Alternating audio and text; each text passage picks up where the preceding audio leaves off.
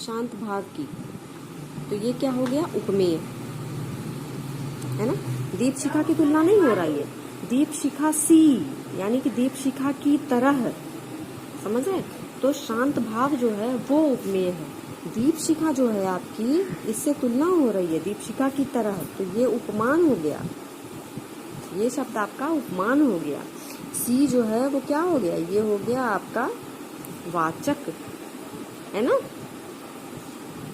और ये जो शांत है ये इसका गुण है, तो ये हो गया आपका साधारण धर्म,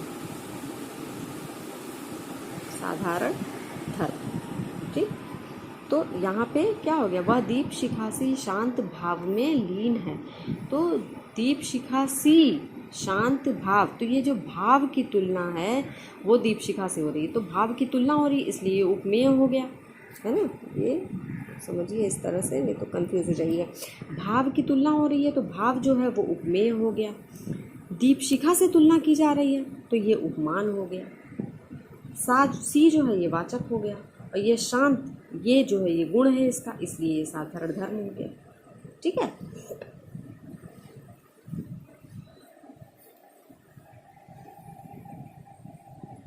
अब देखिए समझ में आया है आपको ना। रूपक अलंकार समझ लेते हैं। रूपक अलंकार क्या होता है, जहाँ तुलना तो की जाती है परंतु उपमेय और उपमान में अत्यंत समानता के कारण अभेद का वर्णन होता है ना, वहाँ रूपक अलंकार होता है। उपमा में उपमेय और उपमान की अपनी अपनी स्थिति होती है, जबकि रूपक में दोनों में कोई अंतर नहीं होता है, अभेद वर्णन होता है, यानी कि दोनों में कोई अंतर नहीं। उपमा में हम क्या करते हैं, एक पदार्थ की या एक व्यक्ति के गुणों की तुलना दूसरे से करते हैं, ठीक है, वहाँ पे तुलना करते हैं। और यहाँ पे जो होता है रूपक अलंकार में क्या होता है, यहाँ पे अभेद होता है, यानी कि तुलना तो हम करते हैं लेकिन दोनों में कोई अंतर नहीं होता है, वहाँ पे हम अंतर बताते हैं, लेकिन यहाँ रूपक अलंकार में हम अंतर नहीं बताते। जैसे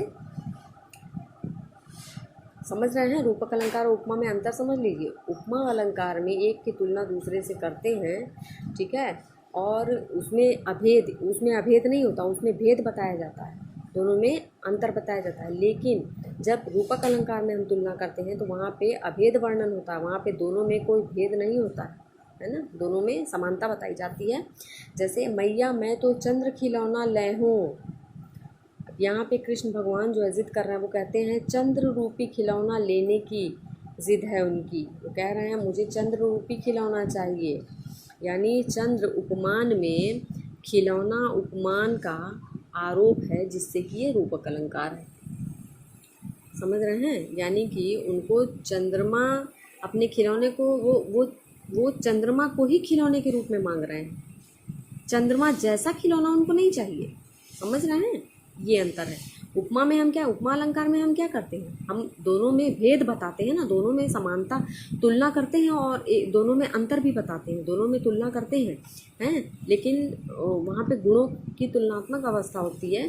लेकिन रूपक अलंकार में हम लोग तुलना करते हैं पर दोनों में कोई भेद नहीं बताते हैं। अब यहाँ पे देखिए भेद नहीं बताया जा रहा है, कृष्ण भगवान जी जिद कर रहे हैं तो वो ये नहीं कह रहे हैं कि उनको चंद्र सा खिलौना ले हो, उन्होंने कहा चंद्र खिलौना ले हो, यानी कि चंद्र रूपी खिलौना ही चाहिए उनको, चांद ही उनको खिलौने के रूप में चाहिए। ये है रूपक अलंकार। देखिए दूसरा एग्जाम्पल है, पायो जी मैंने राम रतन धन पायो। अब यहाँ पे राम रतन उपमेय है और जो धन है वो उपमान है ना। अब यहाँ पे राम रतन और धन दोनों में कोई अंतर नहीं है, उपमेय और उपमान तो है ना, तुलना तो की जा रही है लेकिन दोनों में कोई अंतर नहीं है ना। यानी कि श्री राम की जो भक्ति है वही धन के रूप में उनको चाहिए, ठीक है, यही कह रहे हैं पायो जी मैंने राम रतन धन पायो, मैंने राम रूपी यानी कि ईश्वर के भक्ति रूपी धन को मैंने प्राप्त कर लिया है। अब देखिए, बीती विभावरी जागरी अंबर पनघट में डूबो रही, अंबर पनघट में डूबो रही तारा घट उषा नगरी, ठीक। अब यहाँ पे देखिए अंबर और पनघट, अंबर पनघट में, अंबर पनघट में डूबो रही तारा घट उषा नगरी। यहाँ पे अंबर और पनघट, अंबर जो है उपमेय है, पनघट जो है उपमान है ना।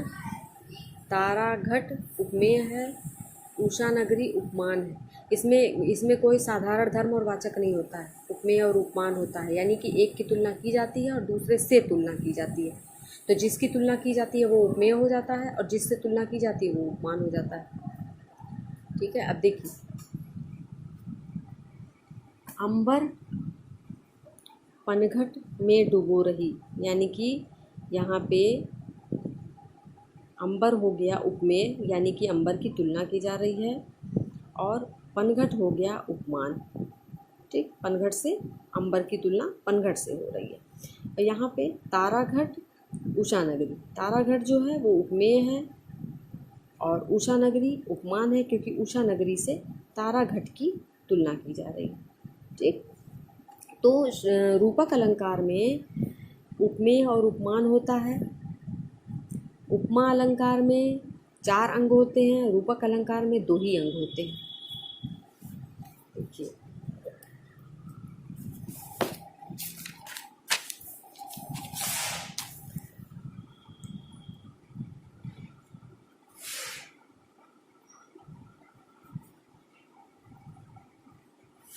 उपमा अलंकार के अंग 4 होते हैं।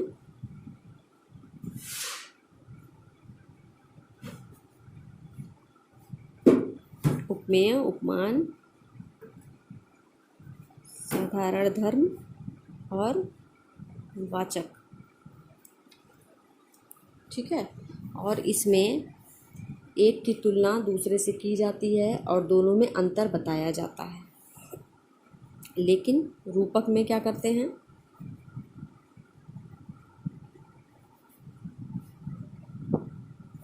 रूपक अलंकार के सिर्फ 2 ही अंग होते हैं, उपमेय और उपमान। ठीक, इसके 4 अंग होते हैं, उपमेय, उपमान, साधारण धर्म और वाचक। लेकिन रूपक अलंकार में 2 ही अंग होते हैं, उपमेय और उपमान। अब उपमा अलंकार में हम एक व्यक्ति या वस्तु के गुणों की तुलना दूसरे से करते हैं और दोनों में अंतर भी बताते हैं।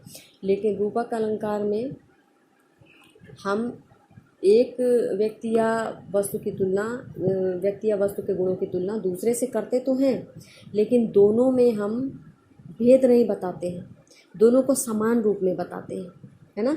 जैसे कि मैंने बताया कि पायो जी मैंने राम रतन धन पायो। अब इसमें उपमेय और उपमान है, किसकी तुलना किससे की जा रही है, राम रतन जो है वो उपमेय है ना, ईश्वर रूपी भक्ति की तुलना की जा रही है धन से। लेकिन यहाँ पे ईश्वर रूपी भक्ति को धन के समान नहीं बताया गया है, ईश्वर रूपी भक्ति को ही धन बताया गया है। ठीक है, तो यहाँ समानता बताई तो जाती है, तुलना की तो जाती है, लेकिन दोनों को समान बताया जाता है। यहाँ तुलना की जाती है तो दोनों में समानता नहीं बताई जाती है, सा लगा के तुलना की जाती है। ठीक है, और दोनों में भेद बताया जाता है। लेकिन रूपक अलंकार में दोनों में कोई भेद नहीं होता है, दोनों समान होते हैं। जैसे मैंने एग्जाम्पल बताया, मैया मैं तो चंद्र खिलौना ले हूँ, ये रूपक अलंकार है। देखिए इसमें क्या कह रहे हैं, कृष्ण भगवान जी जिद कर रहे हैं चंद्र खिलौना। अब मैं अगर ये बोलूँ कि मैया मैं तो चंद्र सा खिलौना ले हूँ, सा लगने से ही तुलना हो जाएगी ना, और कहा जाएगा कि चंद्रमा के समान खिलौना चाहिए, यानी कि चंद्रमा नहीं चाहिए।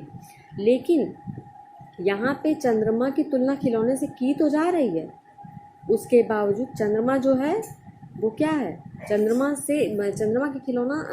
और खिलौने की तुलना आपस में यहाँ पे की जा रही है, लेकिन अभेद है, यहाँ दोनों में कोई भेद नहीं। देखिए कोई सा नहीं लगा है, सी नहीं लगा है, यानी कि तरह, जब हम तरह लगा देते हैं ना तो तरह में तुलनात्मक हो जाता है। यहाँ पे भी तुलनात्मक है, लेकिन यहाँ पे दोनों में कोई अंतर नहीं है, यानी कि उनको चंद्र सा खिलौना नहीं चाहिए, उनको चंद्र रूपी खिलौना चाहिए, यानी कि चंद्रमा ही खिलौने के रूप में उनको चाहिए। ठीक है, चंद्रमा ही खिलौने के रूप में चाहिए। इसी तरह से ये जो एग्जाम्पल है, पायो जी मैंने राम रतन धन पायो, है ना, यहाँ पे वो जो है राम रतन जैसा, यानी कि भगवान के जैसा धन उनको नहीं चाहिए, उनको भगवान की भक्ति ही धन के रूप में चाहिए। समझ रहे हैं? तो यहाँ पे अभेद है, कोई भेद नहीं है। अब देखिए उत्प्रेक्षा अलंकार, ये क्या होता है? जिसमें तुलना होती है, किंतु यहाँ उपमेय और उपमान, उपमेय में उपमान की संभावना या कल्पना की जाती है। यानी कि जिसकी तुलना की जाती है उसमें, जिससे तुलना की जाती है उसकी कल्पना की जाती है। कैसे? और इसमें किस तरह के शब्द होते हैं, आप शब्दों से भी इसको पहचान सकते हैं। मनु, मानो, जनु, जानो, मनहु, निश्चय, शंके, इव, ज्यों, मनो आदि शब्दों का इसमें प्रयोग किया जाता है। उत्प्रेक्षा को आप शब्दों से पहचान सकते हैं। आप उपमा अलंकार को भी सा या सी लगा के तुलना की जाती है तो आप उसको भी पहचान सकते हैं। ठीक है, तो पहचानने का वो भी एक तरीका है। अब उत्प्रेक्षा अलंकार में क्या होता है? उपमेय की तुलना, है ना, उपमेय और उपमान दोनों की तुलना की तो जाती है, लेकिन उपमेय में उपमान की संभावना की जाती है। यानी कि उपमेय में उपमान की संभावना कैसे की जाती है वो देखिए। वह देखो वन के अंतराल से निकले, मानो दो तारे क्षितिज जाल से निकले। वह देखो वन के अंतराल से निकले, मानो दो तारे क्षितिज जाल से निकले। यानी कि अब दो तारों की तुलना की जा रही है ना, दो तारों की तुलना की जा रही है, मानो शब्द लगा करके यहाँ पर संभावना की जा रही है। देखिए इस पंक्ति में भरत और शत्रुघ्न में दो तारों यानी कि उपमान की संभावना होने के कारण उत्प्रेक्षा अलंकार है ना। भरत और शत्रुघ्न वो जो है दो तारों की तरह माने गए हैं, है ना। इनकी तुलना किससे की जा रही है? दो तारों से की जा रही है। भरत और शत्रुघ्न ये उपमेय हैं, भरत और शत्रुघ्न ये उपमेय हैं, इनकी तुलना किससे की जा रही है? दो तारों से की जा रही है। यानी कि दो तारे जो है वो उपमान है ना। लेकिन क्या हो रहा है यहाँ पे? दो तारों की संभावना होने के कारण यहाँ पे दो तारों की संभावना किसमें देखी जा रही है? भरत और शत्रुघ्न में देखी जा रही है। यानी कि भरत और शत्रुघ्न में ही दो तारों की संभावना की जा रही है। यहाँ पे तुलना होती है, लेकिन एक पदार्थ में दूसरे पदार्थ की कल्पना कर ली जाती है, एक व्यक्ति में दूसरे व्यक्ति के गुणों की कल्पना कर ली जाती है। पद्मावती सब सखी बुलाएं, जल फुलवारी सबे चली आई। देखिए समझिएगा इसको बेटा, क्योंकि ये अलंकार है ना। पद्मावती सब सखी बुलाई, पद्मावती ने सारी सखियों को बुलाया, सारी सहेलियों को बुलाया। जनु जनु फुलवारी सबे चली आई, है ना। जनु फुलवारी यानी फुलवारी की भांति सब की सब चली आई। ठीक, उसने क्या किया था? सब सखी बुलाई, उसने सब सखी बुलाई, सारी सहेलियों को बुलाया तो फुलवारी की तरह से यानी कि बागीचे की तरह से सब की सब चली आई। जैसे ऐसा लगा जैसे पूरा का पूरा बागीचा चला आया है ना। अब यहाँ पे सखियों में सखी और फुलवारी यही उपमेय और उपमान है, एक की कल्पना दूसरे में की जा रही है। देखिए सोहत ओढ़े पीत पट श्याम सलोने गात, मनो नील मणि शैल पर आतप पर्यो प्रभात। एक एग्जाम्पल है, सोहत ओढ़े पीत पट श्याम सलोने गात, है ना।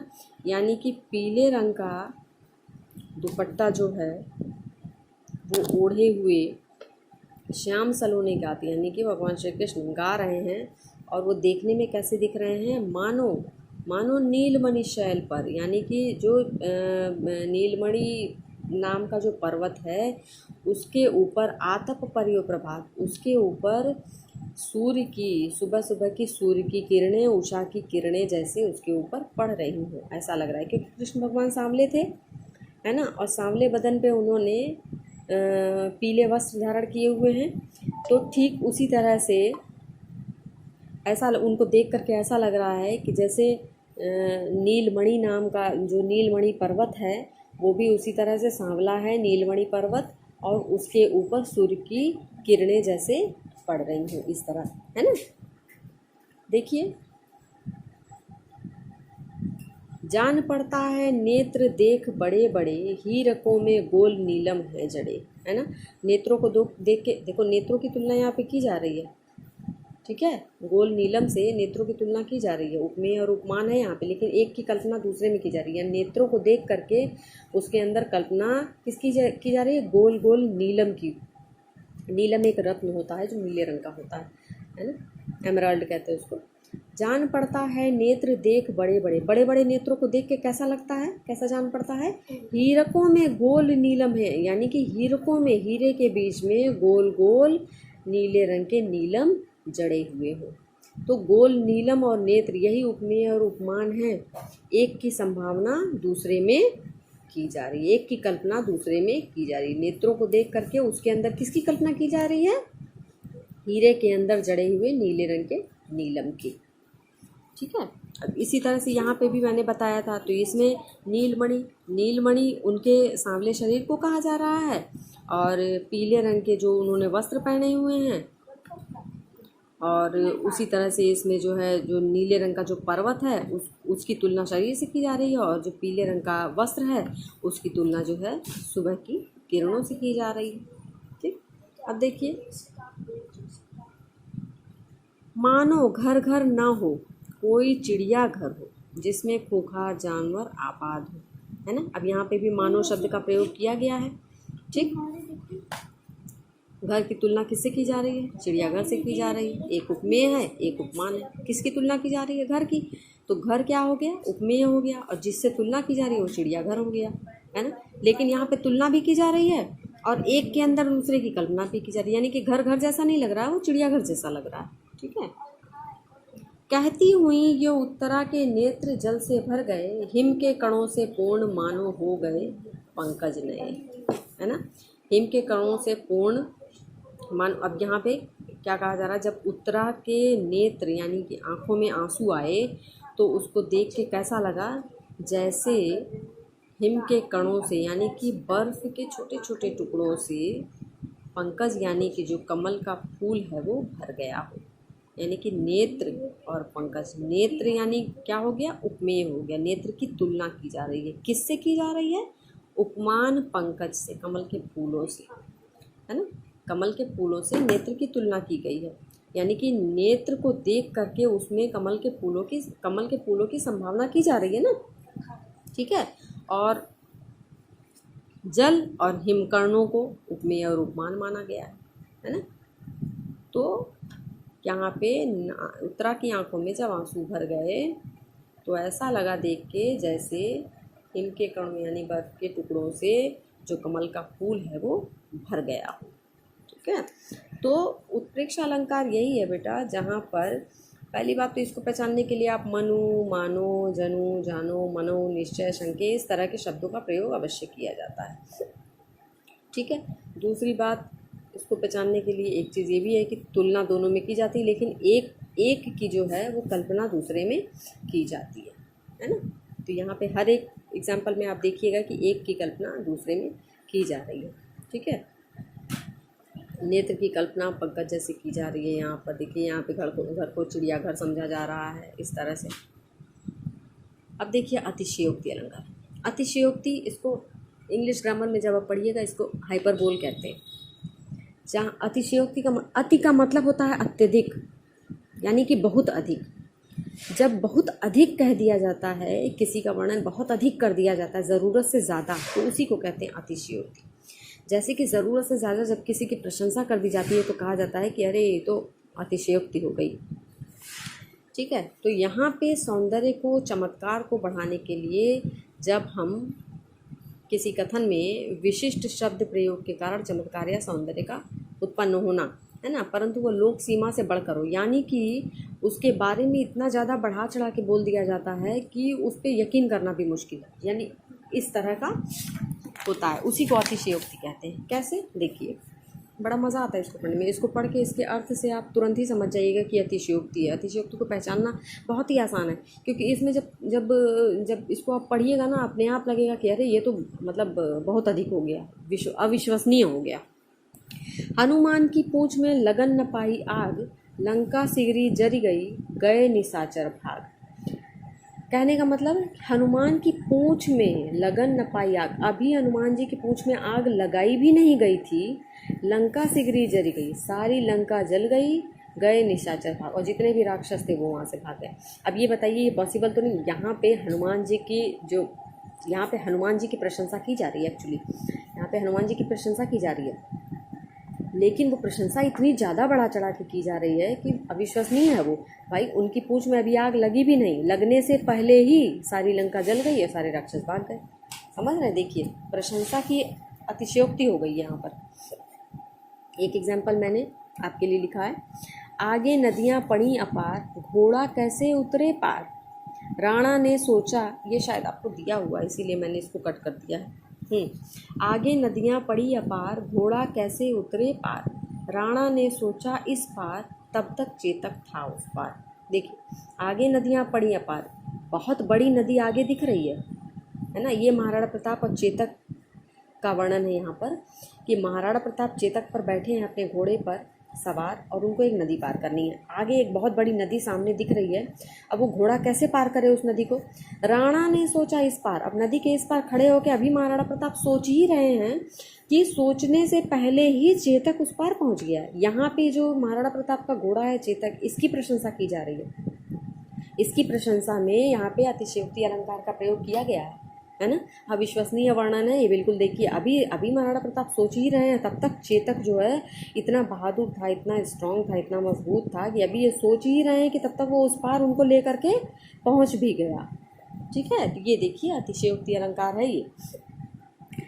धनुष उठाया ज्यों ही उसने, तीसरा एग्जाम्पल है। धनुष उठाया ज्यों ही उसने, और चढ़ाया उस पर बाण, धरा सिंधु नभ कांपे सहसा, विकल हुए जीवों के प्राण। है ना। अब देखिए धनुष उठाया ज्यों ही उसने, ज्यों ही धनुर्धारी ने धनुष को उठाया और उस पर बाण चढ़ाया। अभी उस पर बाण चढ़ाया ही था, धनुष पर चलाया नहीं था, अभी वो चढ़ाया था खाली। तभी धरा सिंधु यानी कि धरती, सागर, आकाश सब जो है अचानक कांप गए, बिल्कुल हिल गए। विकल हुए जीवों के प्राण, और सारे जीवों के जो प्राण है वो विकल हो गए, बेचैन हो गए। है ना। यहाँ पे भगवान श्री राम के धनुर्धारी होने की प्रशंसा की गई है कि वो इतने बड़े धनुर्धारी थे कि वो बाण जो है अपने धनुष पे चढ़ाते थे, उसके पहले ही सारे जीव जंतु, धरती, आकाश, सागर सब डर जाते थे। इतना रोया था मैं उस दिन, ताल तलैया सब भर डाले। अब देखिए अतिशयोक्ति अलंकार का प्रयोग। रोने से, किसी के आंसुओं से तालाब भरेगा भला? नहीं भरेगा। लेकिन यहाँ पे बताया गया है, अतिशयोक्ति अलंकार का प्रयोग करते हुए इस पंक्ति को सुंदर बनाया गया कि इतना रोया था मैं, मतलब मैं इतना ज़्यादा मैं उस दिन रोया कि जो तालाब और तलैया हैं वो सारे भर डाले मैंने। तो यही अतिशयोक्ति अलंकार। अतिशयोक्ति के अलंकार में आपको कोई खास पहचान की ज़रूरत नहीं, उसको जब आप पढ़िएगा ना, उसमें इतना बढ़ा चढ़ा के वर्णन किया जाता है कि वो अपने आप खुल के सामने आ जाता है। अब देखिए लास्ट है मानवीकरण, जहाँ पे मनुष्य की तरह से बताया जाता है।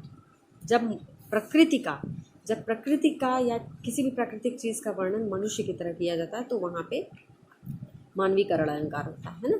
जब प्रकृति पर मानवीय गुण, भावनाओं या क्रियाओं का आरोप किया जाता है, यानी कि किसी भी प्राकृतिक चीज़ को, यानी कि पेड़ पौधे हैं, इन सबको जब हम मानव की तरह, मानव वाले गुण जो कि मनुष्यों में सिर्फ होते हैं, उन गुणों को जब हम प्रकृति की किसी चीज़ में दर्शाते हैं, या मानव की भावनाओं को दर्शाते हैं, मानव की क्रियाओं को दर्शाते हैं जो कि सिर्फ मानव ही कर सकता है या मानव में ही होता है, वो जब हम प्रकृति में दिखाते हैं तो वहाँ पे मानवीकरण होता है। कैसे? एग्जाम्पल देखिए, मेघ आए बड़े बनठन के संवर के। अब यहाँ मेघ यानी कि बादल, अब बादल बनठन के संवर के कैसे आएंगे? ये तो इंसान ही आ सकता है ना। तो ये मानवीकरण यहाँ पे किसका किया गया है? मेघ का किया गया है। कलियाँ दरवाजे खोल खोल जब झुरमुट में मुस्काती हैं। अब कलियाँ, ये तो प्राकृतिक वस्तु है, कलियाँ जो है दरवाज़ा कैसे खोलेंगे, झुरमुट में से कैसे मुस्कुराएंगी? तो यहाँ पे मानवीकरण किया गया है, कलियों का मानवीकरण करके। कितना खूबसूरत वर्णन है। कलियाँ दरवाजे खोल खोल जब झुरमुट में मुस्काती हैं, यही बेटा मानवीकरण होता है ना। एक दो उदाहरण और है, देख लीजिए। मेघमय आसमान से उतर रही संध्या, सुंदरी परी सी धीरे धीरे। सुंदरी परी सा कौन उतर रहा है? मेघमय, यानी कि आकाश में बादल छाए हुए हैं और उससे जो शाम का समय, जो संध्या है, जो सूरज ढल रहा है, वो सुंदर परी की तरह से धीमे धीमे करके सूरज ढलता हुआ दिखाई दे रहा है। ठीक, यहाँ पे देखिए सौंदर्य को बढ़ाने के लिए किस तरह से मानवीकरण किया गया है। सागर के उर पर, उर का मतलब होता है हृदय। सागर के ऊपर नाच नाच करती हैं लहरें मधुर गान, है ना। समुद्र का हृदय तो नहीं होता है, समुद्र तो एक प्राकृतिक चीज़ है, इसका हृदय नहीं होता है, लेकिन यहाँ पे इसका मानवीकरण करते हुए कहा गया है कि सागर के हृदय पे जो लहरें हैं वो गाते हुए नृत्य कर रही हैं। ठीक, तो ये मानवीकरण है बेटा, जहाँ पे हम प्राकृतिक चीज़ों के अंदर हम मनुष्य के गुणों को दर्शाते हैं, मनुष्य के क्रियाकलापों को दर्शाते हैं, है ना, मनुष्य की भावनाओं को दर्शाते हैं। तो ये आपका हो गया अलंकार।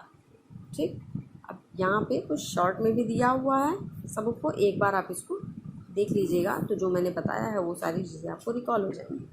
ओके।